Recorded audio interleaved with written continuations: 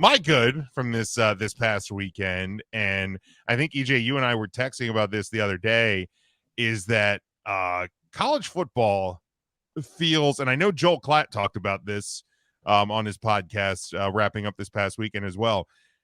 College football kind of feels a little bit more open than it has Sure does. in a number of years.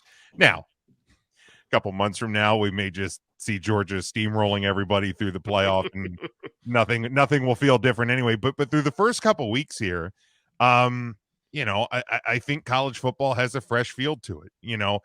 This past weekend, a lot of teams in the top 10 had scares. I mean, I'll even be honest as a Notre Dame fan. Notre Dame has not looked super crisp through their first two plus quarters the last couple weeks. Now, what's refreshing is for the first time in a long time, they can flip that switch in the fourth quarter and put teams away. But Georgia had a scare this week. Michigan had a little scare this week. Alabama dropped. The other teams, Ohio State was about the only team that really, and I guess they were playing Western Kentucky, but Ohio State was about the only team in the top 10 that really didn't have any sort of a scare this past weekend. And to me, that's refreshing. And you start to look around and go, what if Notre Dame beats Ohio State this week and then can beat USC in a couple weeks? Like, could this be a magic season there with a veteran quarterback? If Michigan figures out, a couple now that Jim Harbaugh will be back starting this week. Like, there's just it just has this fresh feel. And again, it's very early.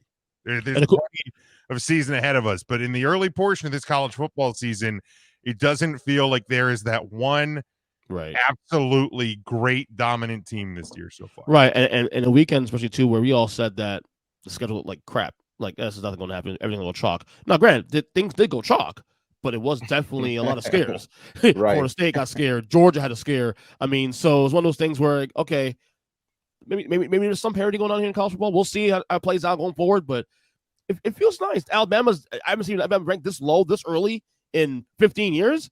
Such I mean, it's weird.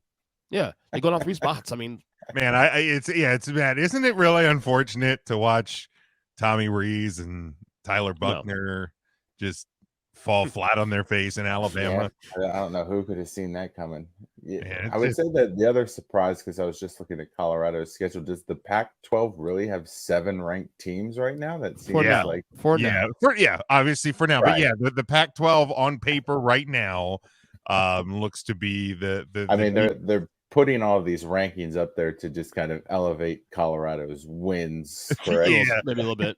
Really, you notice that? You notice that? But this weekend, you start seeing that shift because a lot of those ranked teams are playing this weekend. So yeah, I mean, we have 7 games that we are predicting this week.